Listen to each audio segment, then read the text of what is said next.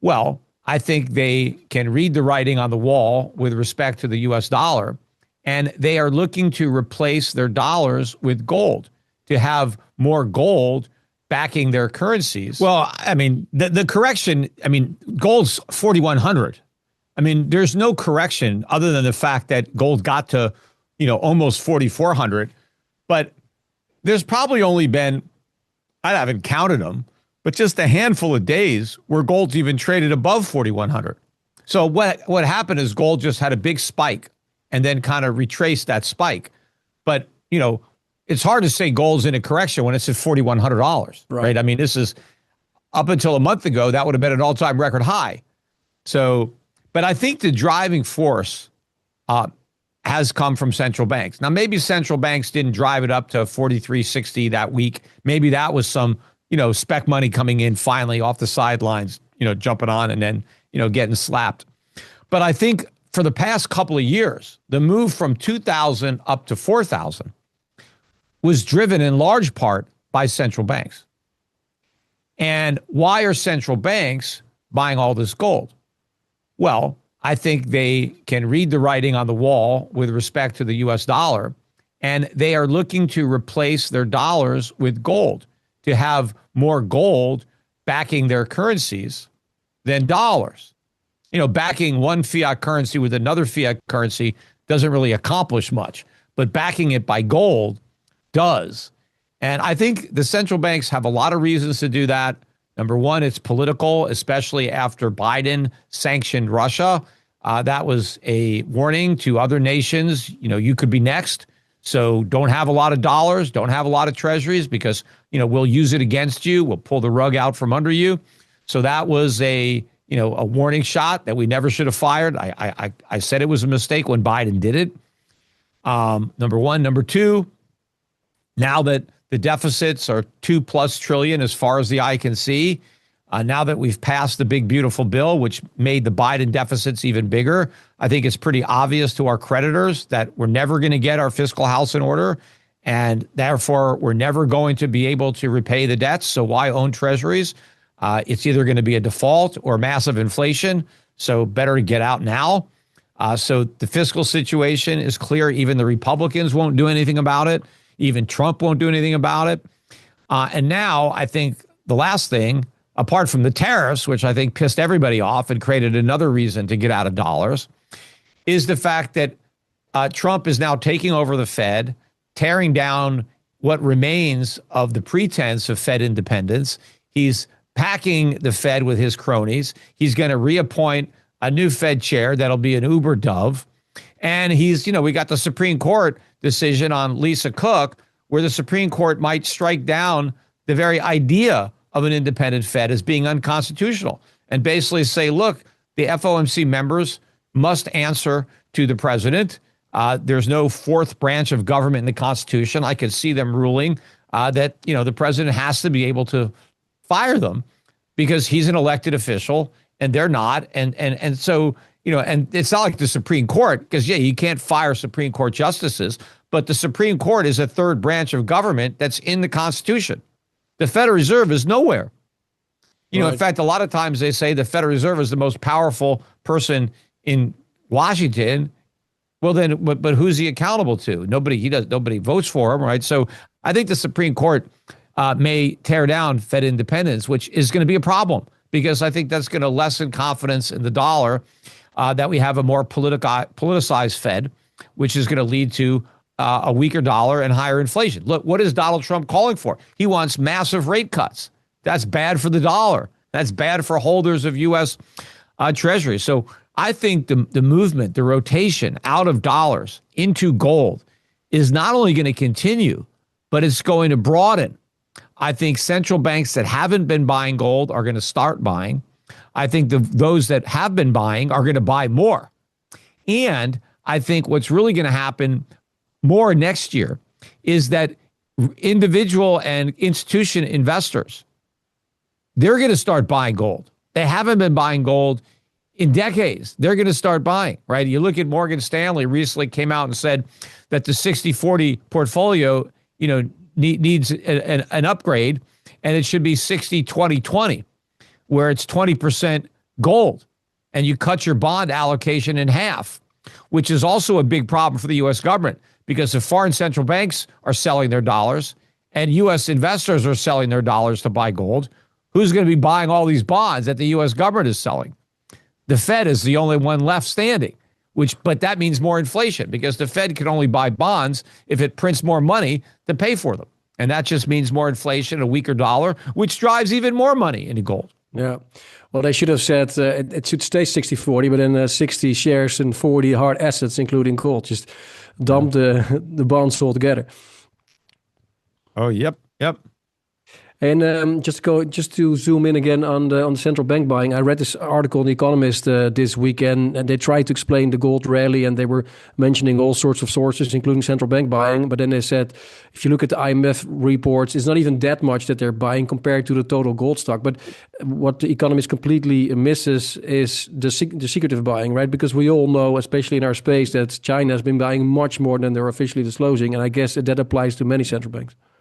Yeah, I mean, I'm sure, look, if you're a big buyer of gold, right, the last thing you want to do is let all the sellers know how much gold you want to buy or how much you've been buying, because the price will go up.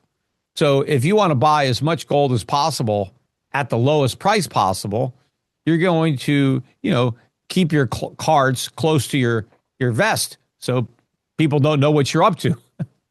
Exactly. So, yeah, I think that China probably has a lot more gold than it admits to owning. On the flip side, we may have a lot less. That's, because we haven't had an audit of Fort Knox in well over 50 years. And, even the Donald Trump administration early on, they were talking, yeah, we're going to audit the Fed. We're going to audit Fort Knox. We're going to find out how much gold we have. They haven't talked about that in a long time. They completely dropped that. Why is that? And, well, the skeptic in me is probably that maybe Donald Trump was told by somebody that that's not a good idea, because we don't have all that gold. And last thing we want is the world to recognize that, because that will be a big problem for us. Or maybe they need to get it back. Maybe they have it legally, but they've loaned it all out, and they need to get it before they do the audit. But the problem is, if the government has loaned out all that gold, what if they don't get it back? What if the people who borrowed it sold it short and they don't even have it anymore? Yeah. So who knows? I mean, because the U.S. government may have been selling gold secretly or making it available so to suppress the market. Who knows? But like but obviously in the 60s with the London gold pool, for example.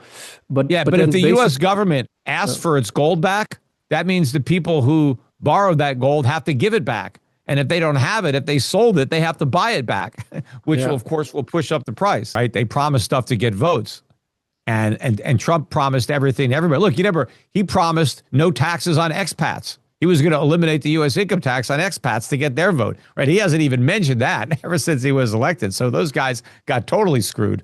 He kept his promises to the Bitcoin community, that enabled a lot of the Bitcoiners to cash out, which is, I think, what happened. There are a lot of people now that are hoping he keeps his promises on Fannie and Freddie. We'll see. That would be another massive mistake. But if he's more interested in rewarding his friends and donors than helping the country, then maybe they'll be able to try to pull that IPO off.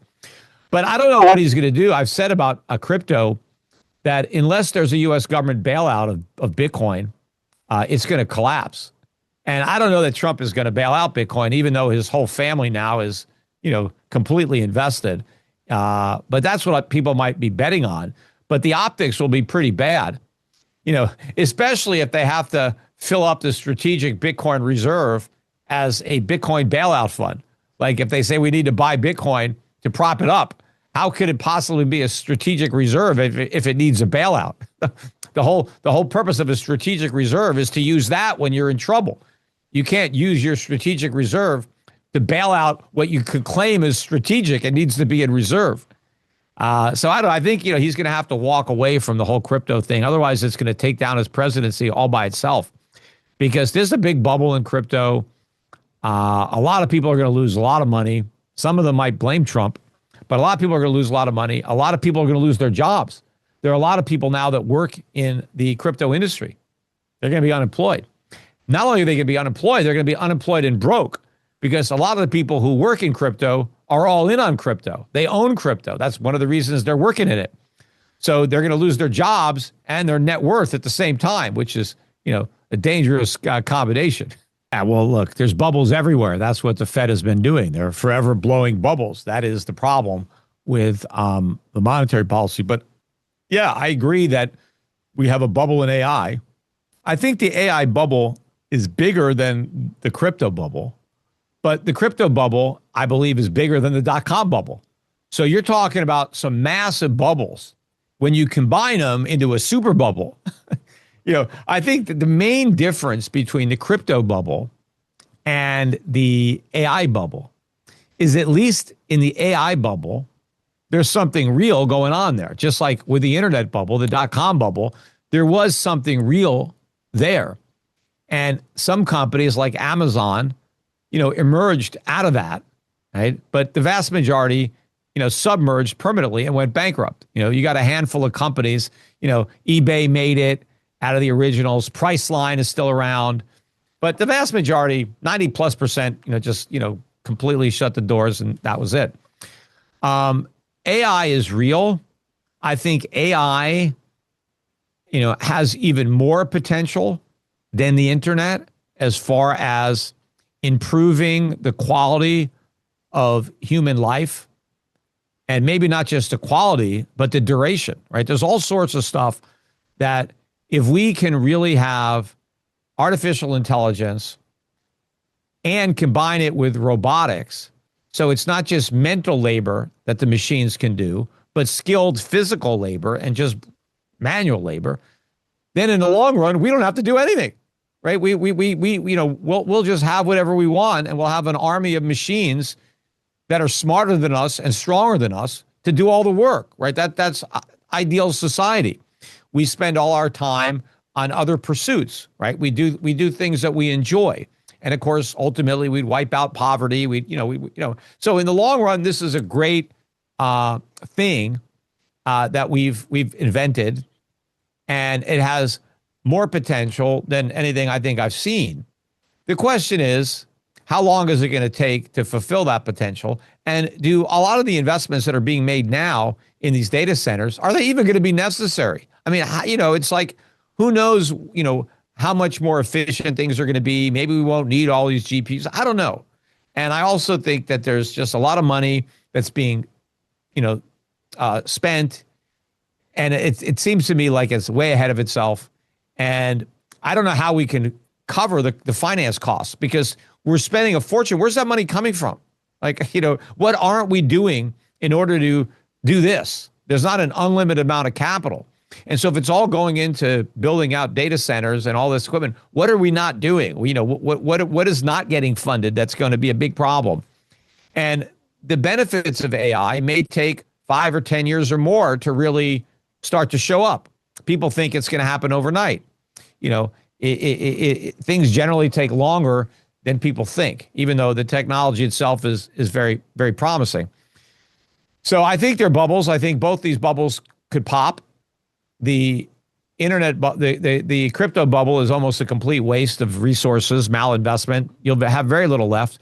Maybe, I don't know how much demand there will be for stable coins. There'll probably be something for stable coins backed by, fiat currencies. I mean, I could see a role for those. I certainly see a role for tokenized gold, to the extent that you want a stable coin, you might as well have one that's stable with gold, because gold is stable. Fiat currencies are not. They just go down. Gold holds its value. So I think ultimately, and ironically, the blockchain winner will be gold. So blockchain isn't going to make gold obsolete. It's going to make gold better. It's going to make gold more efficient as a medium of exchange than it's ever been. So it's not the end of gold. Bitcoin isn't the end of gold. Gold's the end of Bitcoin. And it's the beginning. It's the beginning of gold.